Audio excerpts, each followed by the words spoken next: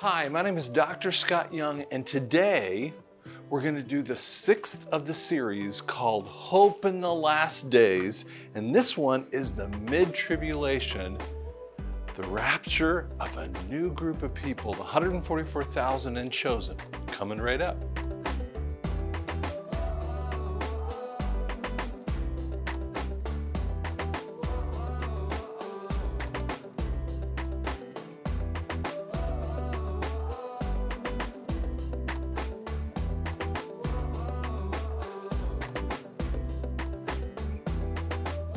So we've already gone through so many different types of areas. We've talked about the bride. We've talked about the AntiChrist. We've talked about the false prophet. We've talked about the 7 years. We've talked about a lot of this, and I want to kind of introduce this. So there's this man, I really liked him. He talked to me and he asked a question. He goes, so which of the raptures are you? He just said this the other day, and you know what? It's the first thing that people ask. They say, are you a pre-trib rapturist? Are you a post-trib? Are you a mid-trib? Are you a pre-wrath? And that's the fascinating part. We want to identify ourselves. And you're with me? Oh, okay, I can talk to you. And yet, here's the problem. When I said to him, I said, I'm all three. And he goes, wait a second. And that's how most people are. The very first time this position, I really had been approaching this position for a long time, but I remember in 2013, Just Swanson and I were down in Orlando, Florida.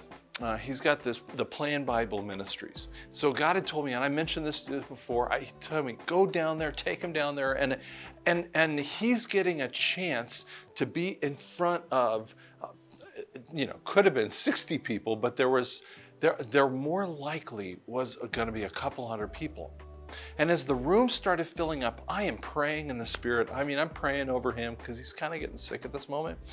And the room fills and fills and fills. And I mean, there's like 400, 500, 600 people in the room. It was the most well-attended one of the conference points ever. And frankly, he was a backup. No one knew him. When he announced this positions of the 3 rapture point, I looked around, I'm like looking, he's up here, and I'm looking this way. And I'm waiting for half the room to empty out, just go. And you know what? 2 or 3 people left. Now they could have left because they were going to the bathroom. I had no idea. But the place was rapt attention. And one of the things that we get into is we get into this group and that group and this people, and we talk about the whens and the hows, and we get so focused on that, we miss the who. This isn't trying to be exclusionary. This is about the who, and there are so many unique ways that it sees it. So what we have to do is kind of go backward here and remind you of John. This is in John, or Revelation 6. So John's in our particular future. This is 2019. He warps from 95 AD into our future. And he's sitting here and he asks this. I'm going to bring this over a little bit. And he sees the seals trying to be opened up. And he's trying to figure out what's happening in heaven. And no one can seem to open this up. I'm not sure why this play happens out in front of God. I mean, in front of John, excuse me, but I'm not sure why God and the angels are doing this, but that's not for me to figure out, because that's a how, right? We want to talk about the why. So John turns around and says, and the who. John turns around and he starts freaking out and crying. And you can see the angels going, dude, get up. The Lamb of God right over there, he's the one that's going to open up the seals. Okay, and he gets up and he sees Jesus breaking the first seal. And the first seal is the Antichrist. He introduces a white horse, and that white horse comes in and creates this uniqueness. there's a deception that comes in after that time frame. So as we see this situation, I'm going to show you a little bit more, and you'll get to watch it on the side of the screen, but I like to color around here, okay? So, oops. So this is the tribulation. It's a 7-year period of time. We have 3.5 years and 3.5 years, right? And we're confused because what happens is that the bride is over here, and she's the church, and she is, in essence, warped into her wedding. Now that's us, okay? If you're a believer, before the tribulation, you are part of that wedding issue. So the wedding is happening up here. And John is a portion of it. He sees the sea of glass in front of him. And there's a uniqueness of John in Revelation 4 that he says, come up here, and boom, he is up there in the Spirit. That is a type of rapture right in front of them. Now, we have already gone over the rapture of the church, but we have to see the word judgment, and we struggle with this. We think, and I was just reading something, Todd White Ministries, gosh, the guy is so amazing in what he talks about. I can listen to him in 20 minutes and he can quote off about 40, 50 scriptures. He is unbelievable in what he says. It's so cool because the word just drips out of him. And there was this guy that was on his Facebook, group or whatever it was, and he was like, pray for me, I think God is mad at me. We're so used to thinking that God is upset at you.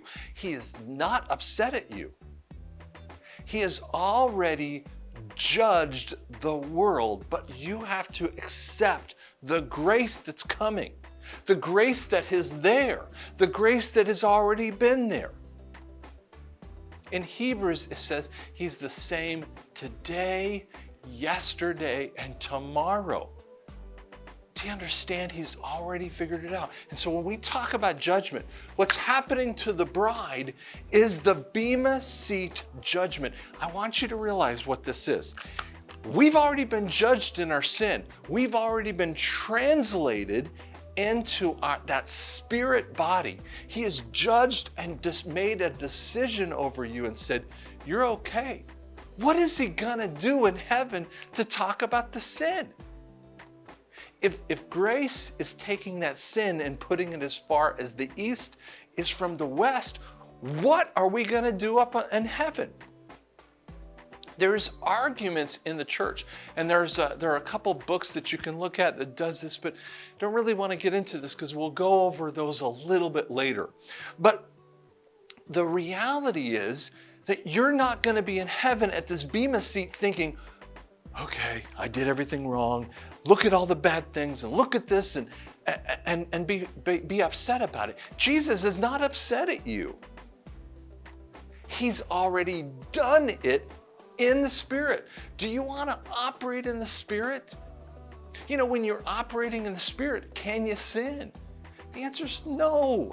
So do you think that there's sin in heaven? We're still talking about it because he's already forgiven that from you. That's the lie. Don't listen to the lie. What that time frame is in heaven is a rewards banquet. I mean, it is the coolest rewards banquet ever. And most people in the world love rewards banquets. They want to be recognized. And in me, something's been happening in me over the last about 10 years. Ever since I've gotten deep in the Word, I actually resist rewards banquets. I don't want anything to do with them personally. Hey man, if you want to do it, that's okay. That's up to you. But right now, the only rewards banquet I want to be a part of in a personal way is that one up there. I want to be recognized by my Savior and nothing else, man. And if you'll see that together, that's what you have to find. You're the bride, you're the faithful. Now, we have this group of people that are totally crazy. They don't make any sense. This 144,000. And some people say, well, that's us, the church. That's what the Jehovah's Witness talks about. That they're the 144,000. That's a lie. We have replacement theology that the church is that. No. Why can't it be? Because those 144,000, it calls them from the tribes of Judah. In Revelation 7, it lists out the 12 tribes of 12,000 men. Why would he use that kind of number? Some people say, well, the Bible, the end times are allegorical. Man, if you go along with allegory, what you're going to find is that you're going to keep allegorizing all of Scripture. I am not willing to put the Scripture out there in that way. Are you really? You see, in Revelation 7, it talks about 144,000 Jewish men. And in Revelation 14, we get a bigger glimpse of those people, that they have come into heaven, and there's a uniqueness about what happens to them in heaven. So let's go over the group. Now, first off, we have these 144,000 people. You have to see this, and first off, that we said it's young Jewish men.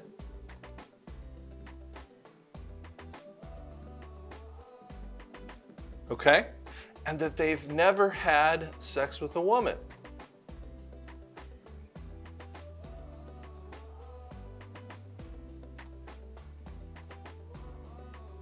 Okay. Now, we have another group of people that we don't always understand. These guys have a group of people that they're witnessing to. And most people, if you are a mid-trib or a pre-rapturist, in this kind of viewpoint, you think this is what we're talking. They think, well, this is the church. Maybe they'll come to it. Maybe we can be a part of the 144,000 that are really being faithful to God, and we can talk to the rest of the bride so they can kind of get it. And they just keep messing this stuff up. But every time I've looked at this word called chosen, there is a word in the New Testament, the chosen. There is a word that goes with it, and it's called deception. And you say, well, wait a second, chosen, isn't that the Jews? But the Jews are the one leading the rest of the world to Christ. Holy cow, the whole thing changes. You see, now it's the Gentiles. The time of the Gentiles has come. That's what Paul talks about. And the Gentiles come, and the Jewish people are blind. But God takes the blinders off. He rips the blinders off when the tribulation begins. And it's a supernatural ripping off. And here's what happens with them, is that they preach this gospel, and a huge soul harvest starts coming in. Now, when we have the bad things that are occurring in this first time frame,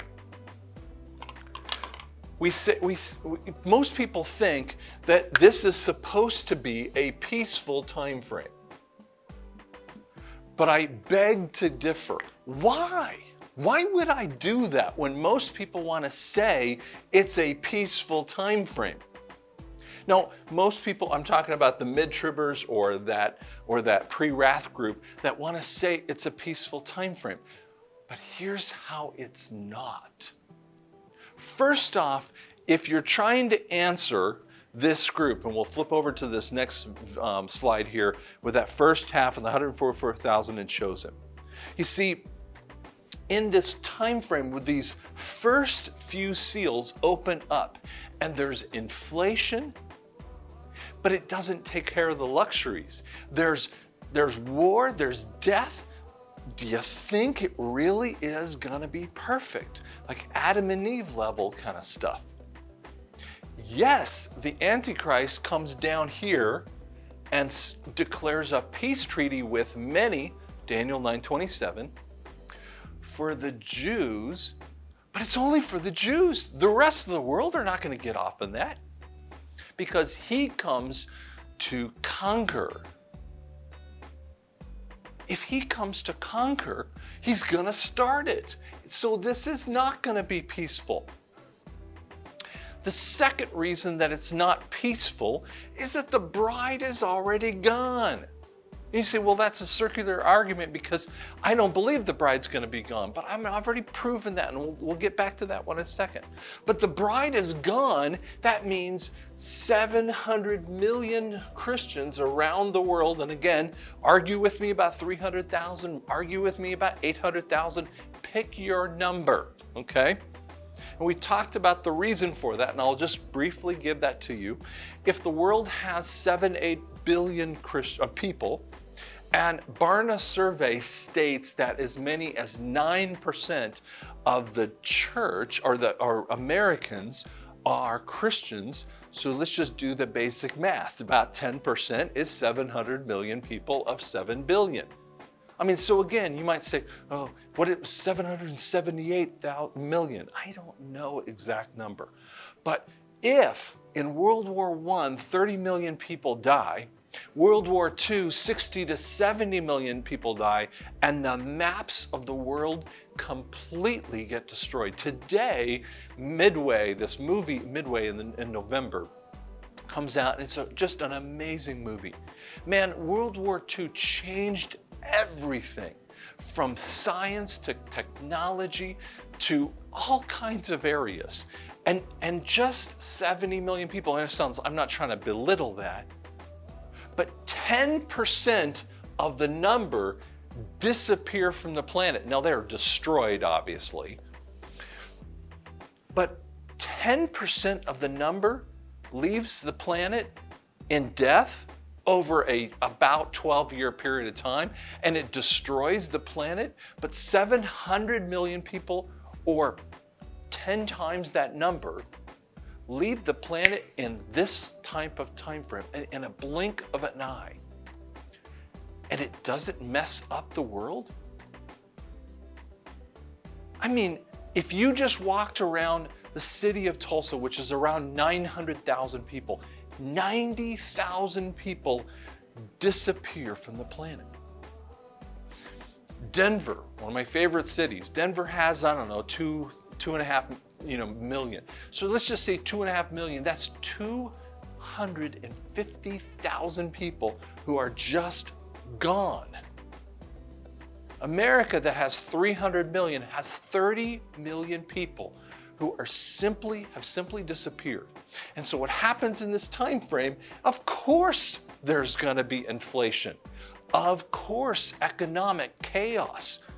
There's going to be all of the most scary circumstances that we can possibly imagine with unemployment. Now, in the 30s, the unemployment rate rose dramatically. I would imagine that if you've lost 30 million people, that unemployment could be 40%. 30%, crazy numbers. People can't pay their bills. And so banks start failing. Companies start dying. I have an audiology brand. Do you think anyone's want to get help with their hearing in a time frame when the rapture occurs? I would say no. Businesses just cease to exist. And as more of them fail, and as more of the banks fail, the government tries to rush in and do something, but they can't. They can't fast enough. And there's going to be chaos that happens. And with this situation, we also see this deception. It keeps coming up over and over again. So let's talk about the two different groups. Now, the young Jewish men, we've talked about these 144,000 people. The 144,000 are young Jewish men. Now, again, the Left Behind series, cool series for its groundbreaking viewpoint. Some of you hate it, some of you love it, but from a fiction standpoint, and I'm a fiction writer as well, from a fiction standpoint, is just gorgeous writing. Now, one thing they made a mistake on, sorry, but one thing that they did make a mistake from a biblical standpoint is that there were young Jewish men who have never had sex with a woman, and their main character, Zion ben Judah, actually, had a wife and kids. He can't be. We're talking about a very unique group of people. They will evangelize the world, but they do something so amazing. God goes, I'm going to put a seal on your forehead. This is really, really key, that no one can harm them. So they get a seal that tells people, you can't kill him. Now let me ask you something right now. You as a believer right this moment, when you think of 2 ways to leave this planet, what are they? Okay, so we're going to finish that. Sorry, I can't sing today. What are the 2 ways you can leave the planet? Number 1, we can do an Enoch. I was walking with God, but whoop, I'm not anymore, out of the earth. An Elijah. Elijah has a chariot that comes down and takes him up. We can have that kind of rapture event. Now wait a second. If we have the rapture of the bride that already occurs, what's the other way that you can get off this planet? Death. Here's the fascinating part. Do you know that the 144,000 are not mentioned after they do their stuff in Revelation 7? Now they're mentioned again, but what's interesting, they're mentioned again in Revelation 14. You see, Revelation isn't just a chronological order. And people get, oh, that's not right. Why can I say that? Because Revelation 13 is talking about the 2 witnesses. That's Revelation 11. Revelation 13 talks about the AntiChrist and the false prophet. And it talks about, and Revelation 11 is so amazing because it talks all about the 2 witnesses, and it's the whole time frame. So Revelation 11 goes from here to here. And 13 goes from here to here. He's talking topically. At first, it's very chronological, and then he jumps back and forth and out of a chronological order. So it's really about, as we talk about, the who and the why. That's what the Lord wants us to know something about. Okay?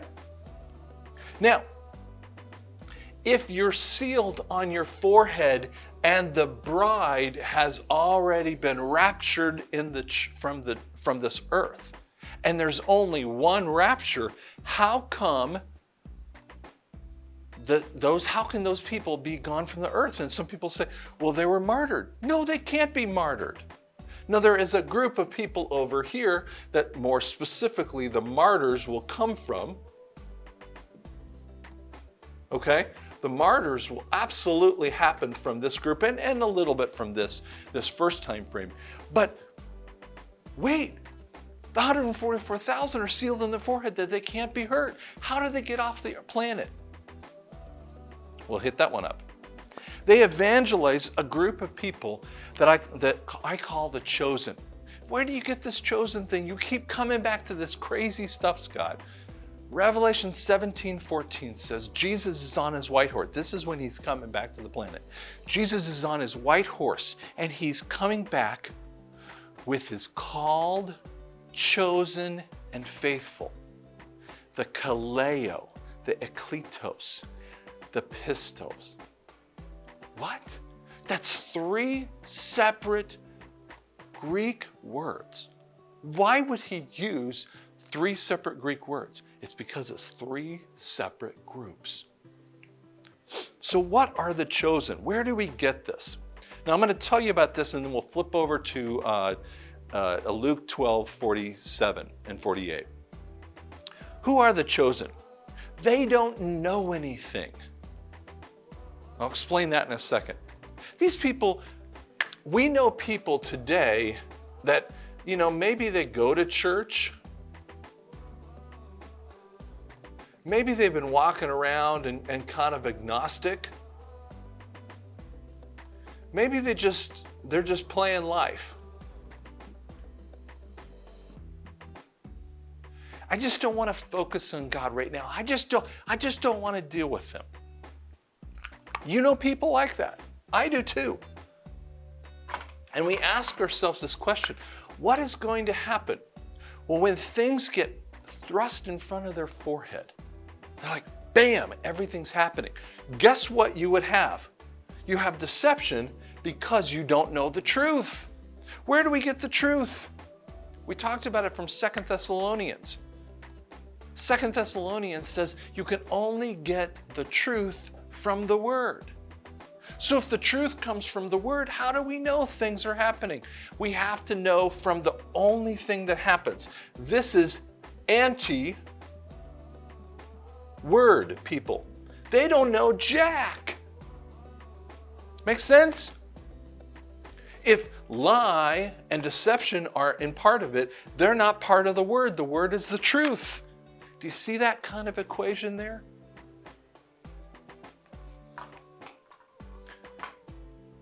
Now, some people say that people who are mid-tribists, people who are like post-trib or pre-wrath positions, want to talk about the church. We need to go through persecution because that creates character and all this good stuff, right? And they even say that sometimes people have told me the church needs to go through persecution like the Chinese. And Chinese Christians are praying for us to go through their kind of persecution. Can I just tell you that the persecution that's going to happen here and here are so far, and I'm not minimizing the Chinese Christians, it's so far beyond anything that will ever happen. Matthew 24 states that if He doesn't limit the days, no one would survive. Guys, it isn't just a little bit going on or a little bit bad. It's so bad, it's off the chart. Every time I go through these two periods, I break them up in the first and the second one. Every time I go through it, it's worse. And I'm going through it again right in front of your eyes, and I see it in front of my head, and I'm like, holy cow, it's so bad. It is so bad. And if you have massive inflation where the dollar is devalued, the Great Depression is nothing from what's coming up to this time frame. It is absolutely nothing, and only the rich will be able to afford it. We'll talk about them in a little bit. And that's how it says. It says that don't mess with the luxuries. Man, guys, this is a bad situation. And some people say, get out of debt. Well, that's a great point. But guess what? No one's going to be able to buy anything. In pre-World War II Germany, people would take their Reichsmarks and they would put them in a wheelbarrow. And 1 billion Reichsmarks would only buy a loaf of bread. So they would take all their money just to buy some bread. The value of the currency was completely devalued. And that is what's coming in this time frame because we've lost the bride.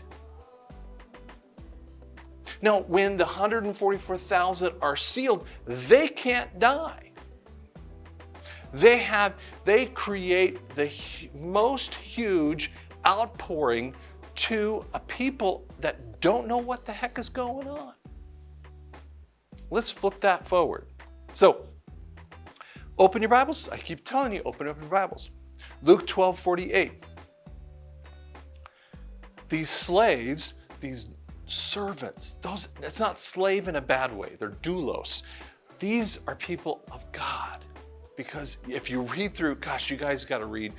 Luke 12 is like one of my favorite chapters out there. I always say favorite, but it's one of my favorites, okay? I keep coming back to it. I get lost in there.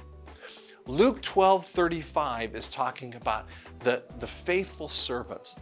These are the people, this is the bride. This is the bride of Christ. And then it talks about, certain groups of people that don't want to do anything with God and they're going to have bad things happening. And then it uses this reference in Luke 48. They didn't know. What don't they know? They don't know truth. They have some blows. Now, when you say some blows, that is some level of, it's not martyrdom, but we're talking about this thing called thlipsis. It's this pressure. Man, some of you are going through massive pressure. I mean, you have debt and you have, things happening to you. You're in prison. I mean, you're going through pressure. And the church doesn't have a clue. And there are Chinese Christians and there are Iraqi Christians and on that are going through a massive pressure. That is coming not for the church, but it's going to come for this group of people. Because we are in heaven. This time frame is much worse, and it's because they didn't know, and they're going to have some persecution happen to them. They will have deception. Who's going to deceive them? People who love the lie. Who would that be? False prophet. They put out pseudo miracles, signs and wonders. Oh, holy cow, guys, that's 2 Thessalonians. Guys, when you see the deception that's going to come out, if the only reason why deception works is you don't know the truth in the first place. You see, okay, tell you a story. So I had convinced, this is videos were online, and this is when you had to get a videotape, like the old tapes. And no one had really watched Star Wars. At this time, this is in the early 90s. I mean, you watched Star Wars, but you had to go to a movie theater and you didn't rent it very much, at least in the group of people I was hanging around. And I had watched the movie, and I remember telling this group, in the beginning of Star Wars, all the Star Wars, they have this little thing going out, and there's a little orange lines that kind of float out in the stars. Actually, they go this direction, right? And I had read, but I had just, in the back of my mind, I'd heard about a civil war. And I had convinced about 5 different people, get this, that it was happening during the American Civil War. And they were like, they had no clue. They're like, sounds good to me. Because they'd watched the movie, but I was thinking about that one thing. And the first time I watched it again, I don't know, somewhere in the 90s or whatever it was. And I'm watching it, I'm like, oh, that's in Star Wars lore. In their place, they were having a civil war. But I had convinced myself and told other people that it was really during the American Civil War. You see, we didn't have enough information. I told my son, who's a total Star Wars geek on that stuff, and he was laughing, just laughing at me. And it's because deception only comes when we don't know things, right? These are the chosen. This group makes no sense when you think of the bride, because God, through Luke 12, is talking about a whole bunch of who's, different levels of people. And this is the first one that we're going to get into. Again, Revelation 17:14, he comes back with his called, the chosen, and the faithful. Now, here's what is so amazing. We have a new rapture, and you're going, uh-oh, what? Okay, so let's back up a hair. We're going to give you some information here to explain this, because it's so confusing to most people when they think about this, because they're thinking about the rapture is only one event. That can't be anything more. Okay. Sorry, it's not racing very well. So we have this first time frame. In that first half of this period of time. In this first half period of time, we have some persecution. We have inflation going off the chart. Now, and you say, well, how do you come up with a second or mid-tribulation rapture? Now again, you got to watch these videos, okay? If you haven't watched the first 5, you got to go back over them, okay? But here's what I want you to understand. Number 1, it says, 2 Timothy 3:16 says, all scripture is God-breathed, approved for teaching, reproof. And if I have one verse that admits a version of truth, then it is God-breathed. There's only one verse, and it's repeated in the Gospels, that Jesus was beaten. And in Isaiah 52:17, it indicates that he was beaten beyond recognition, that he didn't even look like a human. And it's one verse, guys, one verse. And no one has a problem with it.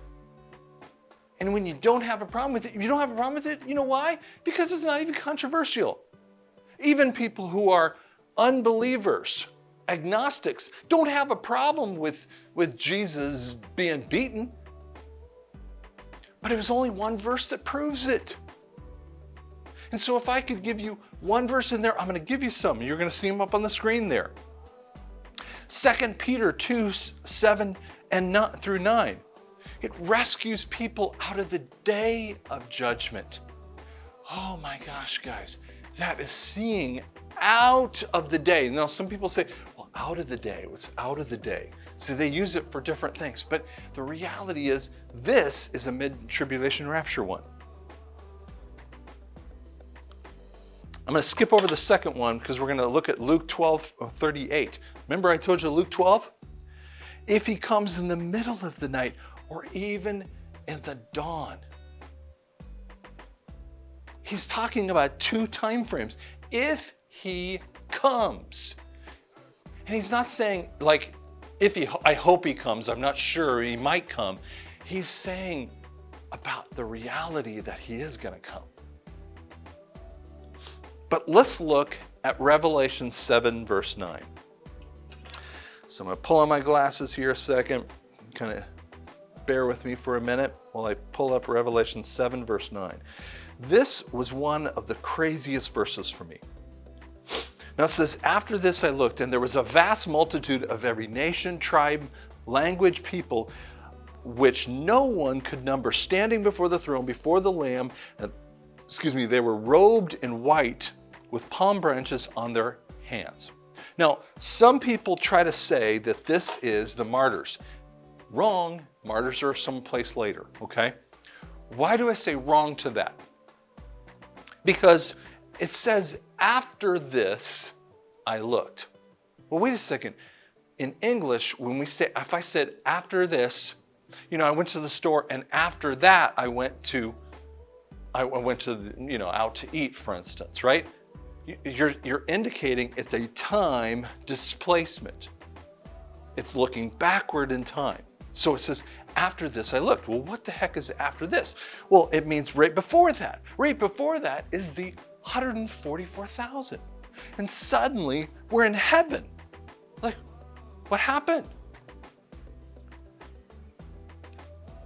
And they're standing before the throne. And here's the thing, and you go, wait a second, is that just the 144,000? Or are they Jewish? Yeah. Let's talk about this. Every tribe, every nation. In the Greek, it says ethnos. This is race, clan, people, language. This is all over the world.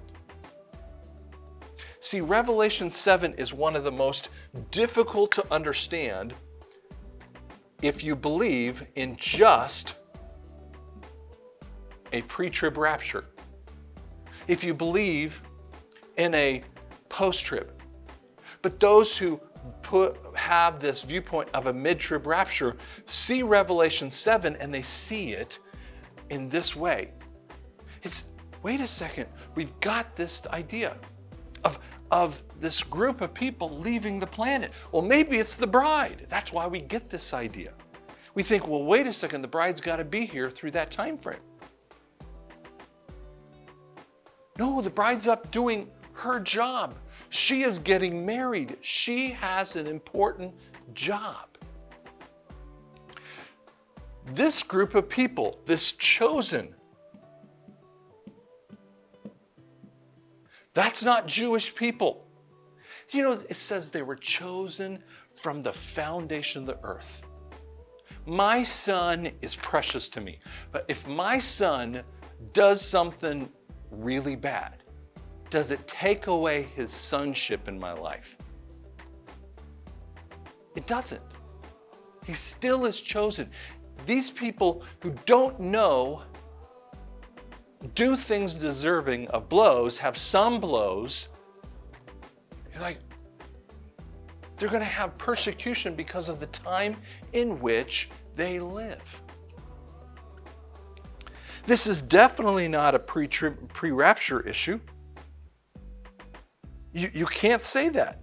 You think most people want to say it's a pre-tribulation or a it's a pre. It can't be a pre because this is after this. You can't have the 144,000 that come before this. There are parts that it goes in order. There has to be another rapture. It can't be a partial rapture like bad people. Now, there are people that want to go here, and I'll go with them just a little bit. Are there people in the church that are playing church? I'm sure there are, okay? In the Left Behind series, he uses a couple of the people. Pastor Bruce Barnes is this main character. He's some associate pastor kind of guy, and he really wasn't right with Christ. And he gets right with Christ, and he has a powerful influence throughout the book until he dies, but sorry, gave it away for you. But Pastor Bruce Barnes is very possible the same kind of character. I mean, even the Left Behind series saw this group of people that didn't know, and they did things deserving of blows. Man, I'm telling you what, even in the Left Behind series, it saw that. Tim LaHaye, Jerry B. Jenkins, man, they had a vision, and they just didn't see all of that stuff here. So again, we have two raptures. The first one is the rapture of the bride. It's fulfilled in 1 Thessalonians 4:16 through 18. We've completed our faith. The purpose of the tribulation. Okay, this is really important. If you believe the tribulation is about judgment, judging the sin of the world, you're going to struggle. Do you know why? Jesus said, as he's dying on the cross in Matthew, pick Matthew or John 19, he said, "It is finished."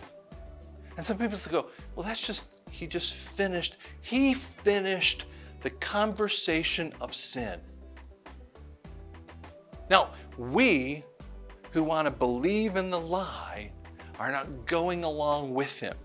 And we're participating in sin even though it's a complete lie. Right? I mean, you know that. I know you do. You're watching this and going, yeah, that makes sense. Because that's what Paul talks about all the way through Philippians and Romans. He's talking about this idea that sin is already dead and Jesus has killed it. So why is the tribulation of 7 years, why does it exist? Is it for judgment? 6 separate times in the New Testament, he says, before the foundation of the earth, in Revelation 13:8, I've said to you before, people who know me hear that verse and they're like, oh yeah, he's going to do it again. Before the foundation of the earth, the Lamb was slain. Before sin started, he actually made a choice. He made a choice before everything happened. Before I was born, he died in my place. It's a time dilation that messes you up. is supposed to mess you up. The purpose of the tribulation isn't judgment. It's about making a choice. It's you who want to be the agnostic, playing church, just playing life. You're walking on your little balance beam. You're looking down, you're like, and he's going to do things to push you off. And he's going to pop you off that area. That is what it's about. He wants you to make a choice. And he says, today is the day of salvation. I mean, the whole New Testament screams at this point. Make a choice. Make a choice. He's talking to people. The bride has to be in heaven for 7 years, which is the 7 days to fulfill it. In the second one, this was proposed by Hilton Sutton. And then Perry Stone actually did this as well. Hilton Sutton was the very first one that said there was this secret rapture that happens for the 144,000, because even Hilton Sutton, who's not here with us anymore, and he's up in heaven, he probably gets it now, but he was saying the same thing, that this is happening for the time frame, that they were gone. But Revelation 7 verse 9 says, wait, they were gone with a whole bunch of different people from all over the world. It's not just the 144,000. It's every tribe, it's every tongue, it's every nation. That means a smattering of the whole world. Some of you are waiting for Jesus to start his end time, what do you call it? The end time issue of he's going to make disciples of all the nations. We're going to have all this crazy stuff, good stuff happening. And we need to be about that. I'm doing this because I've got a passion, a burning fire in me to tell you about the truth. And not just scare you, but to tell you the truth. And there's hope. But today is the day of salvation. I want you to do it now because I want you to be the bride. But you know what? If you don't choose for that, I am not going to be mad at you. Jesus isn't mad at those people either. They made a decision. They're going to make a choice. Are you going to be a part of that choice? Are you going to put it off? Are you going to be the agnostic, the atheist that's going to be pushed on the fence and it's going to take ugly things to happen? I'm going to end with this story. My business partner, Ivan, he was this, if you knew him, unbelievably cool guy. He'd give you the shirt off his back, man, and he would come over and just do anything for you.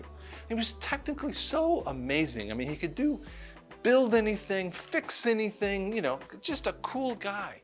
But he had a struggle. And he was an unrepentant alcoholic. And I'm not trying to beat him up here, okay? It's just truth. Okay, I got my own stuff. And I'm working every day to put it to death, right? And I remember I had to let him go out of the business. It was so hard.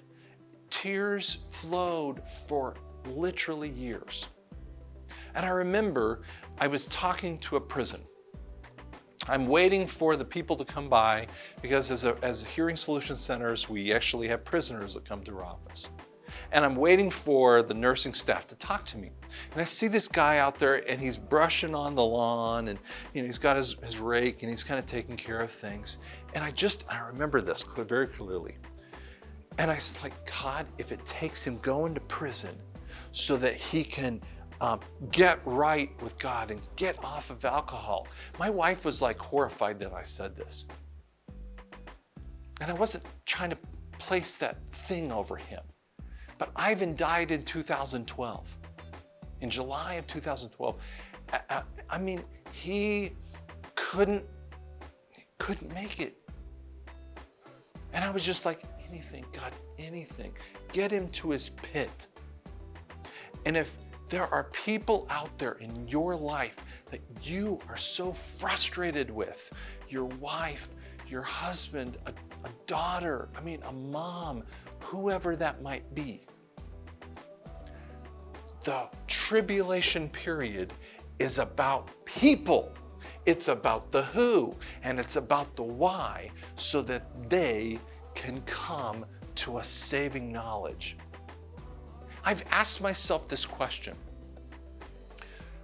Why is it around the last years, since around the 90s, even 80s, we have had this proliferation? I mean, even way before this, there's this proliferation from late great planet Earth with Hal Lindsey that launched me into the Word. And the Left Behind series, that was a massive hit. I mean, this had worldwide attention. It's because God has been screaming for us. And if you are on YouTube, subscribe to me, please. We're going to do the rest of the series, and you can see it all for yourself for free. Because it's too important to me just to be about selling this. Guys, come to Christ. He's looking for you. But this group of people, the 144,000 and the chosen, they have a purpose. They are okay in Jesus. He's already seen them happening. He has got it under control. Trust in Him. Relax. Relax. People have watched my class tell me I watch them, they're like, oh, they don't just get up in arms and they're tense. They relax. They calm down. Now we're going to do next in our series, it's going to come, and I mean, it's a lot of cool stuff that's coming out. And we're going to talk about the mark of the beast, though, and we're going to talk about why it is what it is. And then we'll get into that end point in time, and then into the millennial reign of Christ. And I mean, it's some cool stuff. So subscribe, leave some comments, tell me what you're thinking. And you can see me at drscottyoung.com, drscottyoung.com. Thanks so much.